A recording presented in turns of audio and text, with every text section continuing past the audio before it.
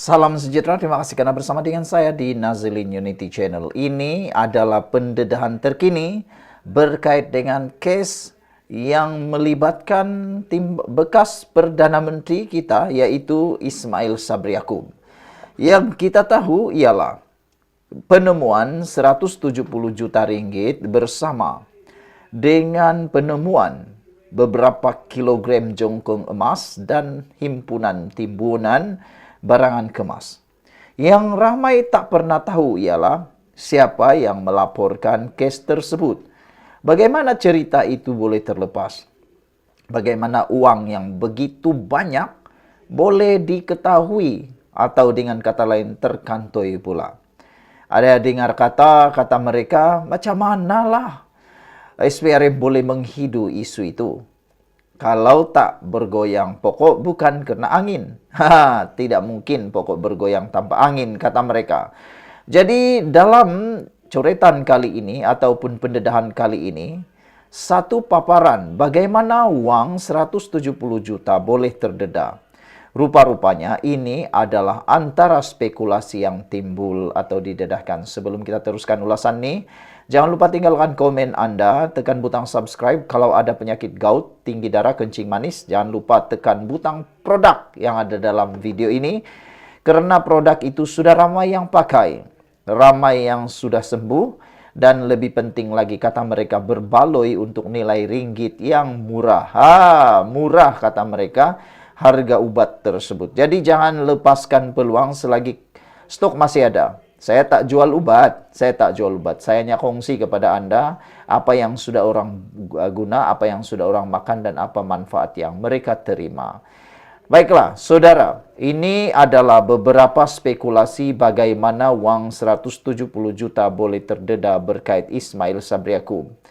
Pelbagai andaian telah dibuat oleh pelbagai pihak bagaimana SPRM boleh menjejak simpanan wang tunai 170 juta dan jongkong emas di sebuah kondo atau safe house yang dikaitkan dengan Perdana Menteri ke-9 yaitu Ismail Sabri Yaakob.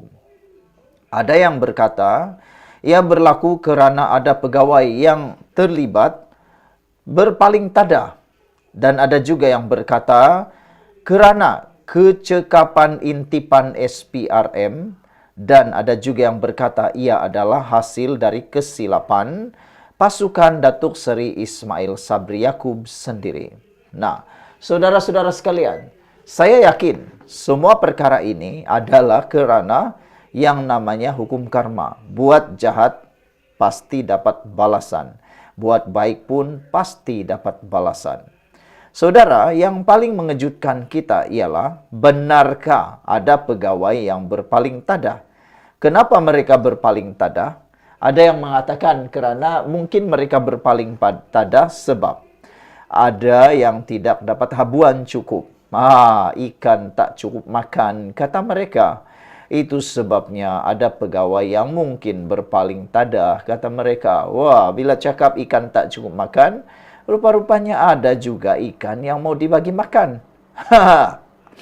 Dah biasa dibagi makan makanan yang sedap, maka mungkin berpaling tadah bila dibagi makanan ala kadar. Macam itulah mungkin. Selain itu, ada yang mengatakan kerana kecekapan intipan SPRM. Yang ini kita sokong. Sejak akhir-akhir ini, di bawah kepimpinan Kerajaan Madani, SPRM bertindak luar biasa. Banyak sekali pendedahan dan tangkapan dilakukan. Dan yang ketiga, kerana kesilapan pasukan Datuk Seri Ismail Sabri Yaakob. Ini adalah spekulasi yang paling berat, yang paling panas yang kita ketahui. Namun perkara yang paling menarik adalah dakwaan ia berlaku akibat dari kesilapan pasukan Ismail Sabri yang tidak sabar mahu menukar wang tunai itu ke dalam bentuk aset. Yang ini memang bodoh sebodoh-bodohnya lah. Lebih bodoh daripada yang paling bodoh. Sudahlah sakau duit, sudahlah simpan duit haram, tak sabar lagi. Ini bila bergabung keduanya memang jadi bodoh tahap gaban lah kan. Bayangkan, dah sakau duit, tak sabar lagi pula. Sudahlah tak sabar, pergi pula buat kesilapan. Wang itu dikatakan tidak sabar ditukar kepada bentuk aset. Apa salahnya? Guna uang itu sikit-sikit. Ambillah RM1.000 3 minggu kah? RM1.000 dalam masa 2 hari kah? Ini dah terlalu tamak. 170 juta kalau boleh sekali ngap habis. Apalah sangat, nak sabar sangat kan? Sabarlah. Tapi tak apalah, begitulah kalau dah buat jahat. Jangan alang-alang, kata orang Sabah. Jangan alang-alang biar buat jahat sampai yang paling jahat. Dah tak sabar lagi menukar dalam bentuk aset. Apakah bentuk aset itu? Yang dikatakan ini ialah membeli sebuah banglo bernilai 20 juta cash. Ini bodoh dan bahlul. Manalah kita tak cakap dia bodoh dan bahlul. Bayangkanlah seorang pegawai biasa, kerja baru saja berapa bulan, tiba-tiba mampu beli sebuah banglo 20 juta cash. Agak-agak apa jadi dengan lampu LHDN? Takkah malap dan takkah berpinar-pinar lampunya, berterang denderang, nak ketahui dari mana uang itu? Disitulah SPRI mula dapat sedar, di mana agaknya duit ini dapat. Ini kes Ismail Sabri Yaakob menurut spekulasi ini terdedah kerana pegawai beliau sudah tidak sabar nak jadikan kes 170 juta sebagai aset. Dengan membeli rumah banglo 20 juta cash, dakwa seorang aktivis media sosial di TikTok. Kabar angin tersebar kononnya seorang bekas pegawai kanan Ismail Sabri telah membeli sebuah banglo dengan harga 20 juta secara tunai. Ini gila lah, memang gila lah.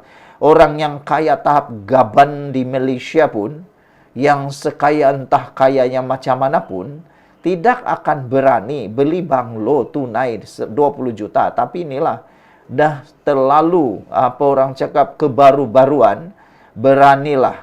Kebaru-baruan lah kan, tak pernah rasa duit begitu banyak. Nah, apalagi, buatlah kesilapan dengan membeli 20 juta tunai sebuah banglo. Menurut pendedahan TikTok itu. Itu spekulasinya. Entah benar, entah tidak, kita pun tak tahu. Apabila pembelian secara tunai dengan jumlah yang besar itu, ia akan menyebabkan LHDN tersedar mengenainya dan akan ada siasatan. Memang ada siasatan. Malangnya setiap pindah milik harta harus melalui LHDN untuk disemak cukai yang dikenakan bagi pemerolehan harta. LHDN semak dan perkara ini amat tak logik untuk seorang pegawai yang berkhidmat 16 bulan mempunyai duit sebanyak itu, kata beliau lagi.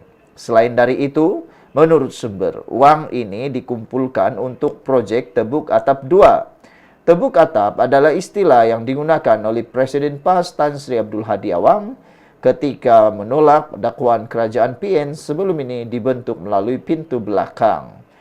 Tebuk Atap 2 adalah projek untuk membolehkan kerajaan Madani dijatuhkan melalui undi tidak percaya di Parlimen. Mereka menyasarkan kononnya sekurang-kurangnya 10 ahli Parlimen UMNO lagi untuk dibeli, untuk membolehkan mereka ada cukup jumlah untuk membuat undi tidak percaya di Parlimen. Untuk menggunakan pendekatan tebuk atap bersih satu ia sudah tidak boleh lagi, kerana pintu istana tidak akan dibuka untuk mereka lagi, kata sumber UMNO berkenan. Sekian dulu untuk kali ini. Jangan lupa tinggalkan komen Anda. Tata, bye-bye.